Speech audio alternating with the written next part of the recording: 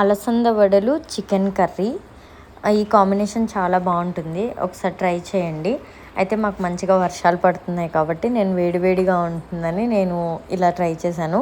చాలా అంటే చాలా బాగుంది. కలర్ చూసి భయపడకండి. నేను అలాగే పొట్టుతో ఉన్నవే వేశాను. మీకు పొట్టు లేకుండా బ్యాళ్ళు దొరుకుతాయి, అలసంద బ్యాళ్ళు, అవి వాడుకోండి, మంచి కలర్ వస్తాయి. అయితే అలసందలు ఓవర్ నైట్ సోక్ చేసుకొని వాష్ చేసుకున్నవి మిక్సీ జార్లో వేసుకొని గ్రైండ్ చేసుకోవాలి. చూపిస్తున్న కన్సిస్టెన్సీ అంత అయితే సరిపోతుంది. వాటర్ అసలు వాడకుండా కొంచెం స్లోగా గ్రైండ్ చేసుకోండి.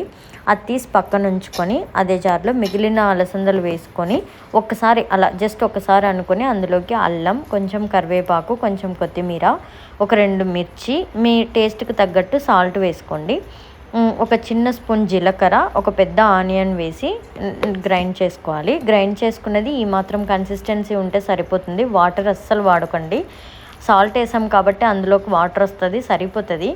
అయితే ఇలా బాగా మిక్స్ చేసుకొని తీసి పక్కన ఉంచుకొని ఒక 15 మినిట్స్ పక్కన పెట్టుకొని ఇప్పుడు కర్రీ కోసం 1 స్పూన్ కొబ్బరి, 2 స్పూన్లు ధనియాల పొడి, 1½ స్పూన్ కారం, 1 స్పూన్ జింజర్ గార్లిక్ పేస్ట్, ఇంట్లో చేసుకున్న గరం మసాలా కాబట్టి కొంచెం వేసాను, కొంచెం జీలకర్ర పొడి, ఒక పెద్ద టొమాటో, కొంచెం కొత్తిమీర వేసుకొని గ్రైండ్ చేసుకున్నాను. ఆ పేస్ట్ పక్కన ఉంచుకొని ఇప్పుడు స్టవ్ మీద ఒక కుక్కర్ పెట్టుకొని అందులో కొంచెం ఆయిల్ వేసుకొని జీలకర్ర, ఆనియన్ వేసి కొంచెం ఫ్రై అయ్యాక సాల్ట్ వేసుకున్నాను, కలర్ త్వరగా మారుతుందని చెప్పి.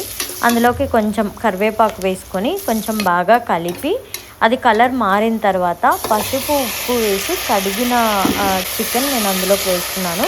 వేసుకొని కొంచెం కలిపి అందులోకి కొంచెం ఉప్పు, కొంచెం పసుపు వేసుకొని మిక్స్ చేసుకొని మూత పెట్టుకొని మగ్గించుకున్నాను.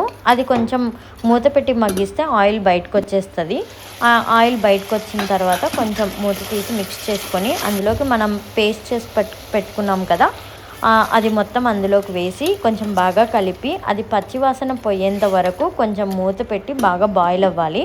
అది బాగా బాయిల్ అయిన తర్వాత బాయిల్ అవుతున్న టైంలో కొంచెం మూత తీసి కలిపి అందులోకి మనకు ఎంత కన్సిస్టెన్సీ కావాలనో అంత వాటర్ అయితే వేసుకోవాలి. అక్కడ వాటర్ వేసుకున్న తర్వాత మీకు ఉప్పు, కారం సరిపోయాయో లేదో అక్కడ చెక్ చేసుకోండి.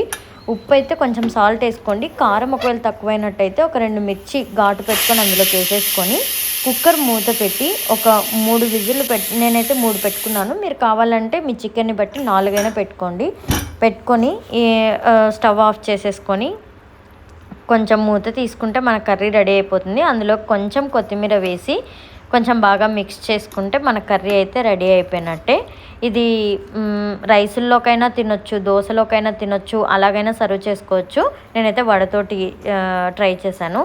అయితే ఆయిల్ పెట్టుకొని ఆయిల్ వేడైందా లేదా అని కొంచెం పిండి వేసుకొని చూసుకొని ఇప్పుడు గారెల్లాగా వడల్లాగా వేసేసుకున్నాను. అసలు వాటర్ టచ్ చేయక్కర్లేదు, ఏమక్కర్లేదు, నార్మల్గా జస్ట్ అలా వేసుకుంటే వచ్చేస్తాయి.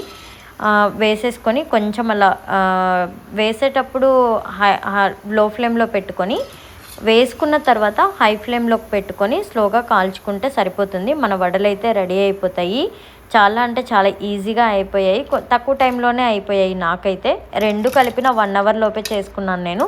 అంతే, మన చికెన్ కర్రీ వడలు అయితే రెడీగా ఉన్నాయి. ఇప్పుడు ఒక ప్లేట్ తీసుకొని అందులోకి వడలు పెట్టేసుకొని కొంచెం చికెన్ వేసేసుకొని కొంచెం కావాలంటే లెమన్ పిండుకోండి, ఇంకా బాగుంటుంది.